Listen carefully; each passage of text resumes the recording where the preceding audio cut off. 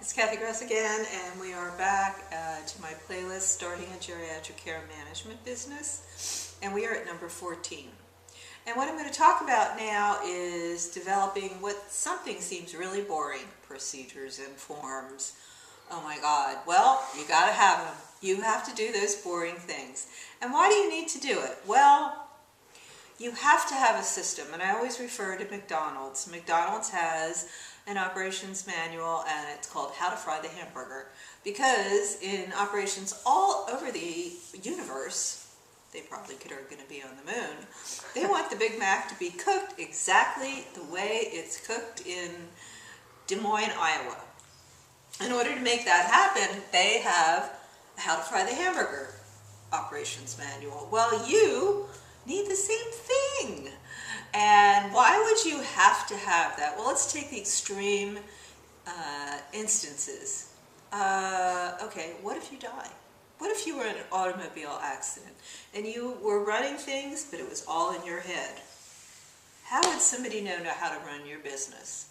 What if you sell your business and you've done, great business, you've worked really hard at doing that, but you're selling it to someone and you're selling a system.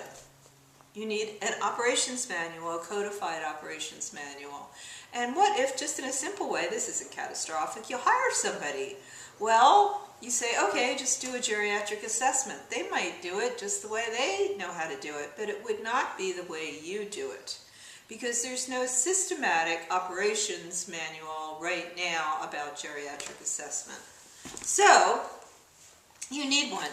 And this is an example of one. I've written one. It's called My Geriatric Care Management Operations Manual. It's kind of soup to nuts.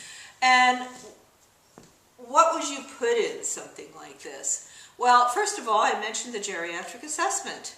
You have a certain way of doing a geriatric assessment. And a geriatric assessment is a functional assessment and a health assessment. But you may have certain questions that you have to ask that then go into your care plan, because it all needs to be in a certain database in order to make it work for you. Well, they may do something that has a completely different database and asks different questions. You have to hire someone and train them, and that's what that's about.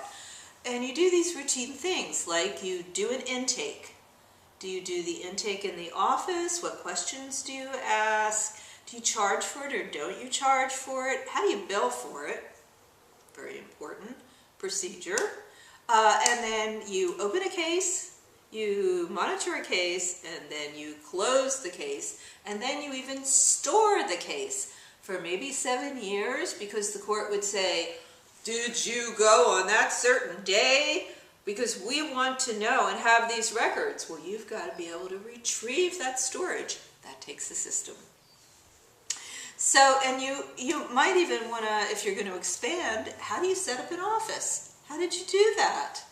Well, you have a procedure for it in your operations manual.